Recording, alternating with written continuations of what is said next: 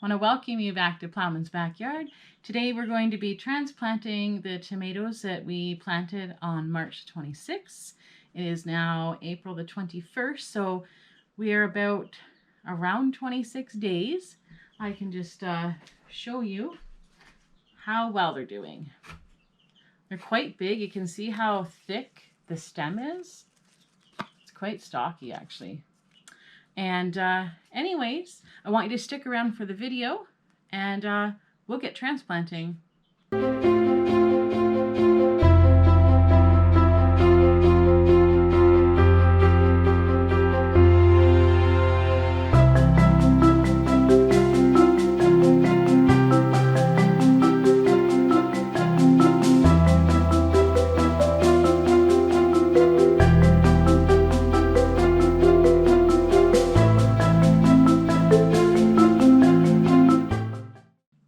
So I'm just going to go over some of the things that I use in my soil when I do my transplanting.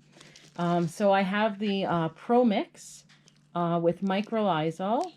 I use this when I start my seedlings, and I also use it when I do my transplanting. The next thing I'm going to add to this will be earthworm castings. So this is really great. It helps the growth of the plants. I'll just kind of show you what it looks like. It's quite dark. You don't need a whole lot of it, but that's what we use. The next thing that we use is just regular old Epsom salts. You can get this pretty much anywhere. And we'll put a little bit of this in it. We'll mix it in the soil. The next thing is compost. Now this is manure compost. It's the only thing that I could find at the time. Typically I like leaf mold compost, but this will do just fine. Just don't use straight compost when you're transplanting, because it can actually burn the roots. So we'll just put a little bit of this in. It also helps the growth. And the last thing we will add is, this is Calphos. They're just like little rocks, but it's Calphos. It helps with you know, root development and things like that for healthy plants and for nutritious food. Anyway, so these are the things that I add. The other things, you can probably add some vermiculite. I don't have that on hand. These are things I have on hand. So you know what, if you don't have all these extra things, don't worry about it. It's not a big deal. I have them, so I'm going to use them. So the first thing we're going to do when transplanting is to mix our soil. So like I said, I'm going to start off, I'm going to add a little bit of Epsom salts. Mix that quite well.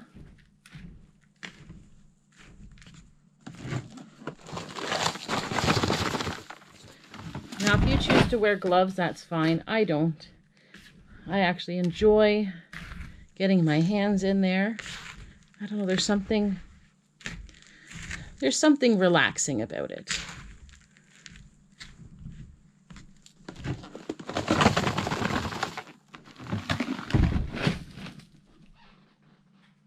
And the next thing I'm going to add is some worm castings.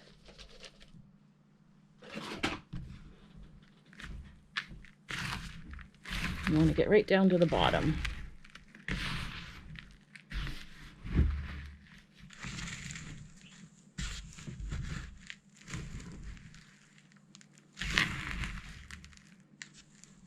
You're making a nice, healthy soil for your plants.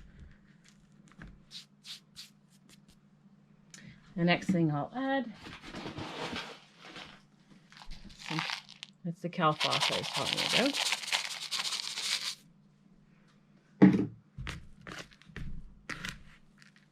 And you probably should wear gloves with that, but anyways, I'll just wash afterward. I'm not too concerned.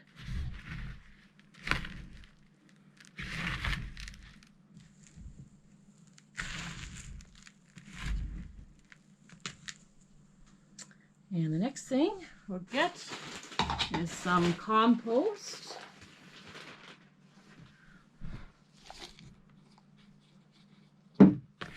Just make sure there's some dirt there before I mix it all in. So if you have vermiculite or something, you can put it in here. Now you might ask, how did I know about this, or where did I find out about this? Actually, my friend Pam taught me this. She's from Hidden Blessings Homestead.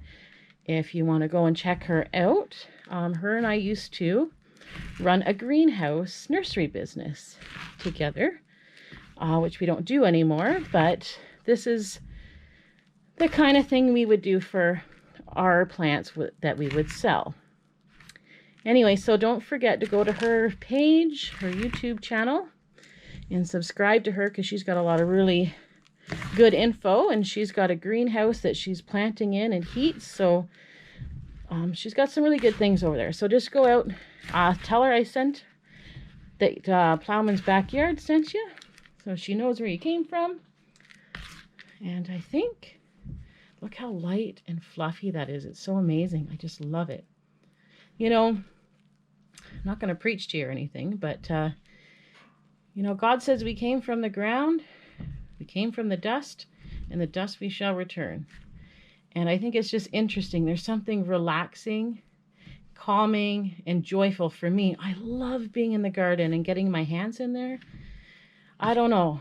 I think that sometimes the blessings in life we miss by just not taking those little bits of time. And this is one of those things that always brings me back.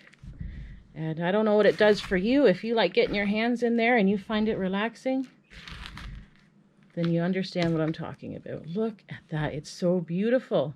Healthy, healthy soil. So we're going to start off by transplanting my pink Brandywine tomatoes. You can see that they're quite large. They're about 26 days old.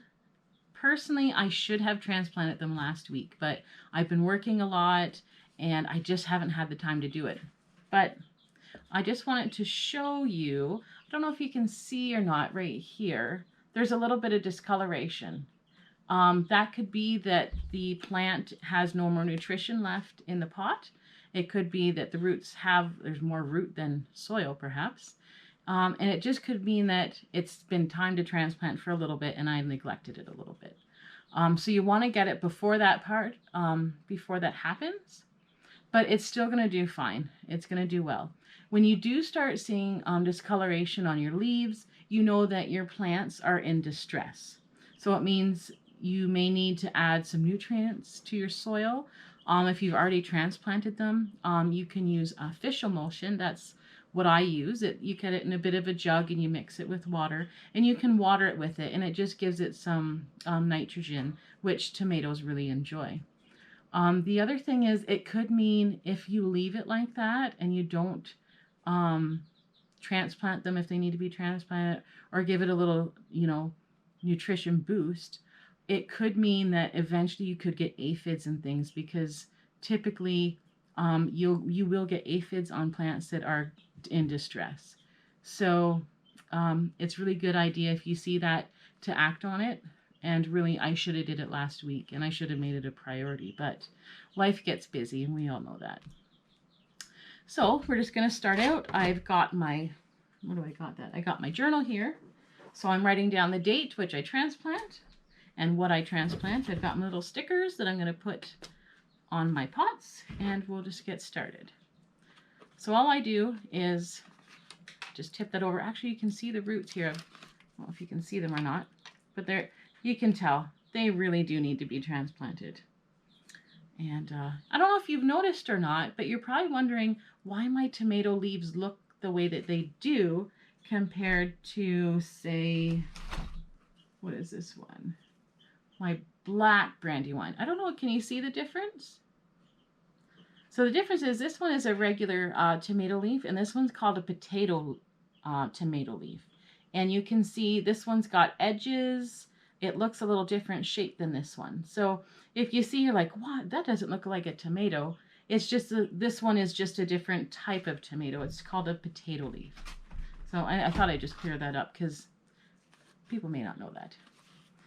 And everything that I know, I learned along the way. So don't feel bad for not knowing.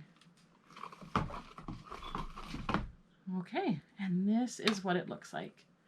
can see all those beautiful roots.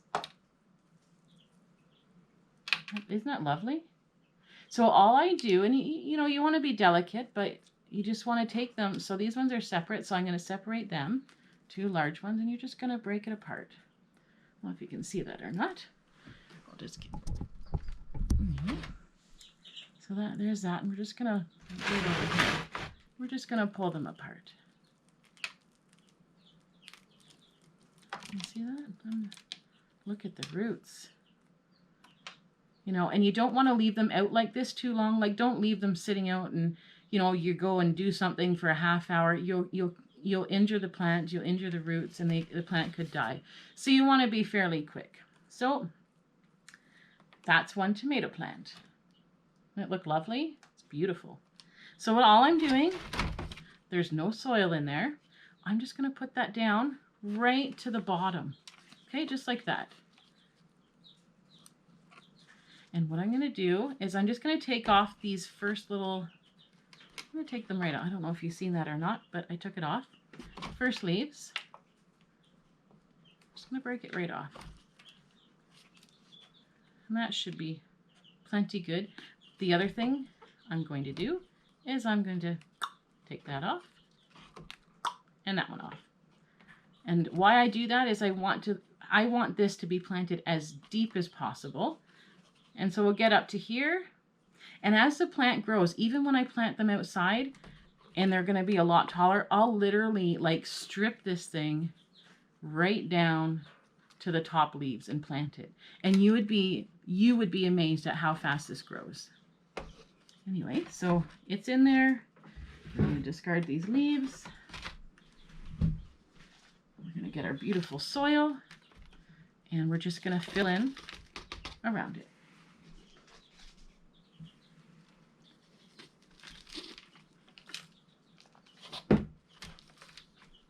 It's just, oh, it's beautiful. I love the smell of it too. Gardening, oh. The smell, the feel. I don't know. I'm in my happy place. What can I say?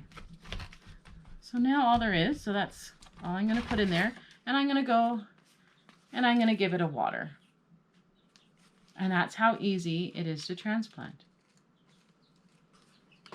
So as you can see, there's a tomato here that it's not doing super well. Technically, you could pluck it, pull it out, and discard it. But I'm not going to do that. I'm going to take it and plant it, and you'll be amazed at how quickly that'll grow into a tomato. I don't like to waste them. Again, it's going to go right into the bottom. And I'm just going to take off the bottom leaves. Bottom leaves. So you don't want your leaves to be touching the soil because that'll also cause some disease problems with your leaves too. And essentially, I think I'm going to take this one off. I don't know if you can see it. It's just a bit too close.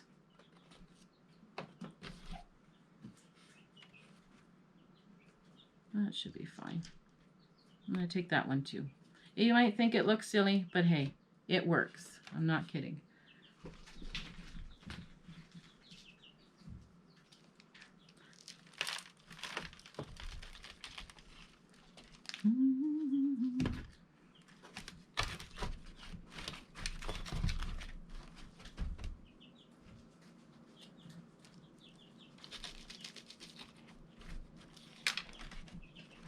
Thing is you don't want your plants to get any splashback with the water on the leaves.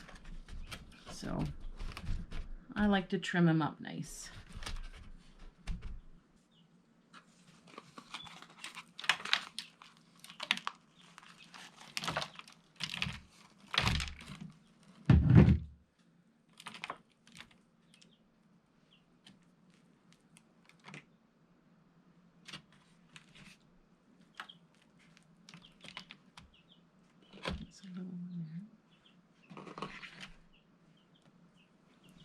Now, as you can see, this one, they're grown really close together. So you just want to be careful, and you just want to gently kind of, and they're pretty good at breaking apart, to be honest. And see, you've got your, my cat just went crazy. Anyway, so you got your one tomato there, nice long root, and you got your other one there.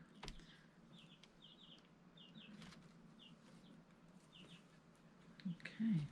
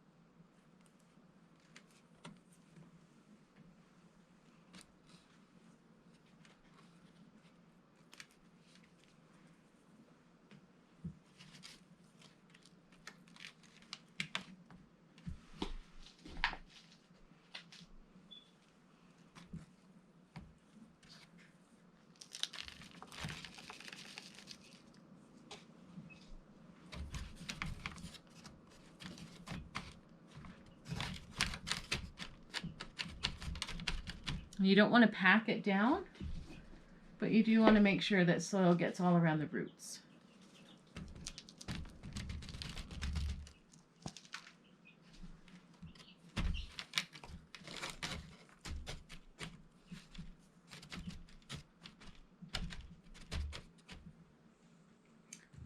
All right. Now, just to save a tag, I'm going to use the pot that I took them out of instead of using another one. And then I'm not wasting the tags either. That one, this little guy, he can still be transplanted. With this type of soil, they do really well. They have lots of nutritious food in there for them.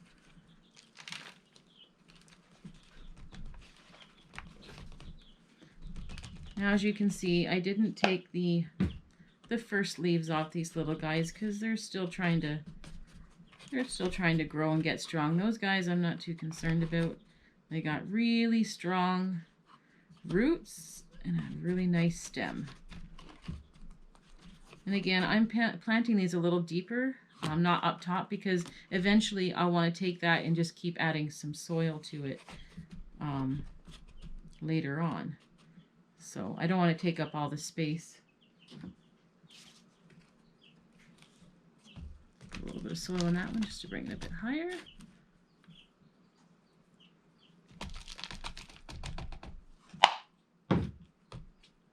And once you get the soil in, I already watered these. You want to get them watered right away. And then I'll just be placing them back under the grow lights for another couple weeks. And they may need to be transplanted again up to a bigger pot. And this is where I lose space in the house.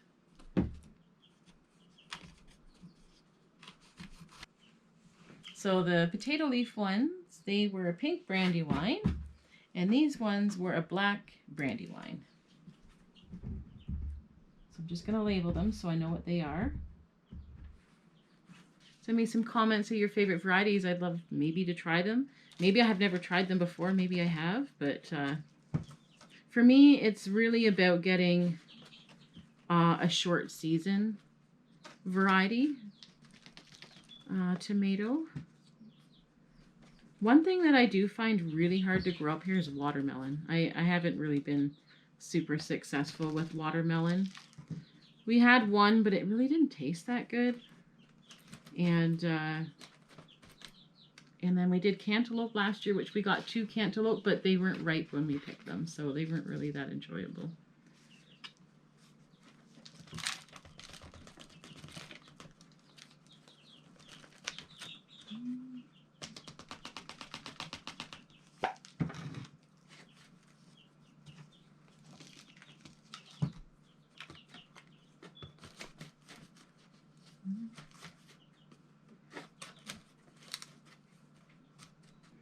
know, maybe this is your first year gardening, or maybe you're an experienced gardener.